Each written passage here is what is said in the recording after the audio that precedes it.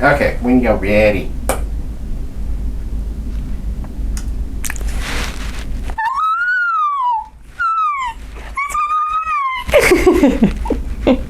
Can you tell I was a soprano in chorus class?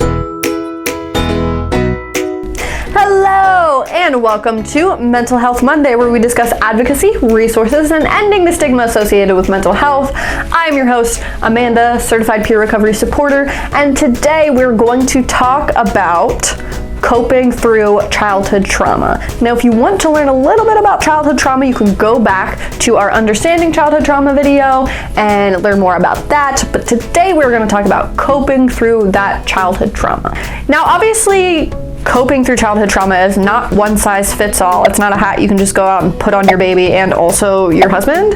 It is something my brain just be coming up with shit on the spot. I don't even know where it comes from. Now, obviously, coping through childhood trauma is not one size fits all. Everybody's journey looks really, really different, and your journey, even if you've been through similar things as someone else, can look very, very different from theirs. And as a disclaimer, everything said in this video is just helpful advice that you can take or leave depending on your specific journey. And as always, lean on your care team if there's anything specific in this video that you're more curious about or that you want to learn more about. Now, the first thing that's really, really important to coping through childhood trauma is understanding that you've had trauma in your childhood. Now, a great way to figure this out is to take an ACE test or think about your past and anything that made you feel extremely unsafe in the moment to where you had to actively cope through could be considered as trauma. Now, the severity of the trauma is not as important as the impact the trauma had on you. That's really the defining factor on what makes it childhood trauma, is if it really, really impacted you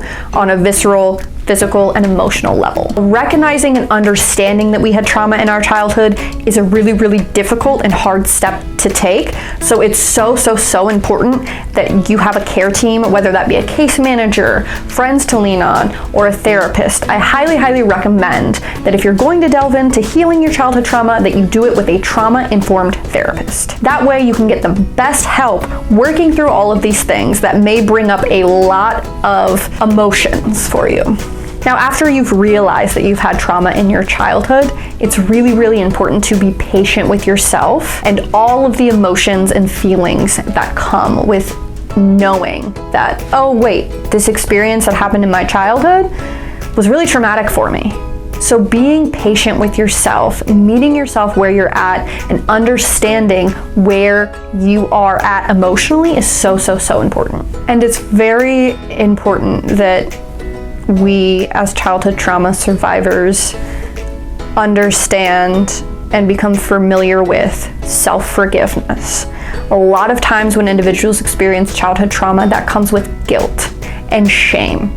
And it's so important that we are patient with ourselves when feeling these kinds of things, because guilt and shame are very hard emotions to deal with, and it's important to remember that what happened to you was not your fault and that you can heal and get through it. It may not feel like it when you're first jumping into healing, but eventually the more you heal, the more you work through, the more you use your coping tactics, the easier and easier it will become to live your life around what happened. And that will lead us into our next point, which is practice your coping tactics.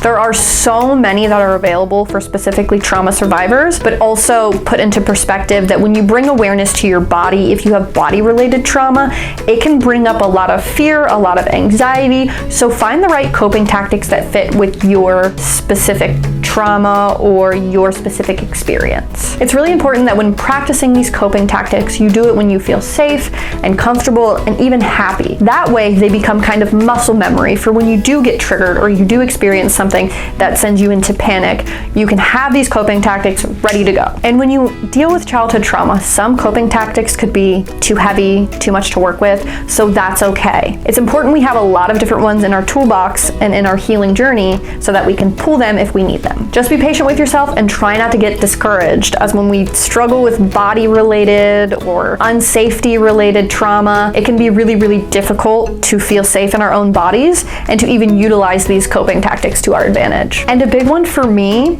is safety and comfort places, and items. When I am feeling triggered or worked up from an experience that I had in the past, that's something my present has really brought to the surface, it's really important that I have that safe space or that safe object to lean on. So when I'm really stressed out or I'm feeling really activated, I'll go into my solitaire app and just start playing solitaire. Or when I get activated at home, that means I go lay down in my bed, turn on Steve Harvey,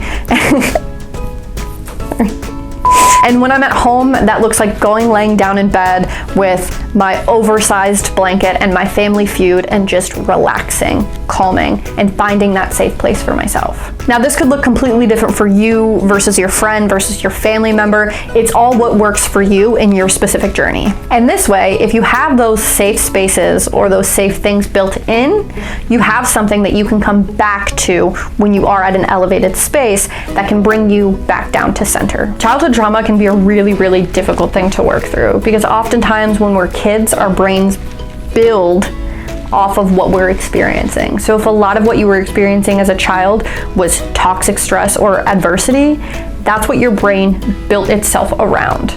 So undoing all of that work is really difficult, but not impossible. And as we talked about last time, there is a thing called neuroplasticity where you can literally rewire your brain to make yourself feel more safe and center yourself. Always remember, you are not your past. You are not what happened to you, and you are not your diagnosis.